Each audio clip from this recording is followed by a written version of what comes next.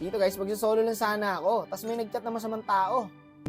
Anak ka ng teteng. Oy, boss. Anak ka ng weting. Si Pabida, sali tol, mabait na ako ngayon. Di totoo yan. Di ko alam kung a-accept ko to kasi sure talo na naman to, Chak. Sa October 24 ko na kaya kalaruin to guys. Kasi may pasabog po si Moonton ngayon 9th anniversary. Ayan po, daming benefits. Merong Team Star Protection, Double Star Rising Points, Double Protection Points. At hindi lang yon, All Heroes Free Trial. Isipin mo yung guys, kahit wala kang pambili, pwede mo nang gamitin lahat ng hero. Kahit wala kang battle points. Grabe ka na, Moonton. W.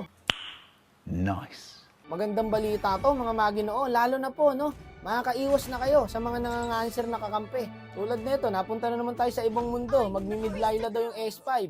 Kala ko nagbibiro lang, tinuluyan. Sana. Finish na. Kaya solid tong ginawa ni Moonton ngayong 9th anniversary, itong Carnival Night. Isipin mo yun, ligtas talaga star mo kasi times 2 po ang star protection, no? Na ibibigay ni Moonton, mapapanice ka talaga. Ano pa asahan mo sa ganitong laro? Talagang enjoyin mo na lang. Mid-Layla. May kamalasan din talaga tong labi ko guys. Dapat sa 24 ko na makampi to mga to Para kung sakaling may mga ganitong kakamping ma-encounter. At least, di ba?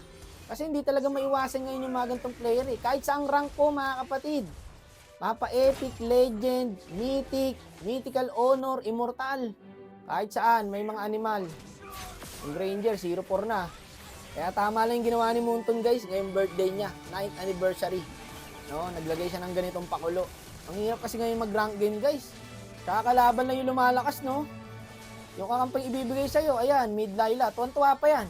Pag nakapambwisit ng kampe, tuwan-tuwa pa mga yan. Kaya dapat lang, may star protection. Grabe kalaban, no? Mga hindi namimigay ng star.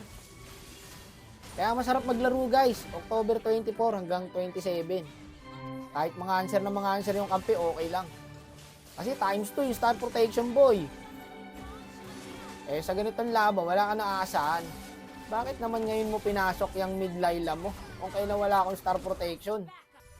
Wala bawas ang star natin. Yan ang mga dahilan kung ba't di tayo makaangat Solid, di ba? Mythical immortal ka na.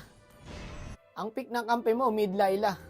Tapos yung kalaban na ibibigay, top global savior.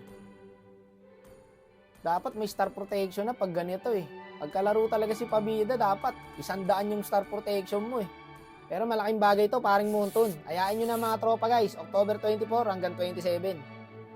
And happy 9th anniversary nga pala, Moonton.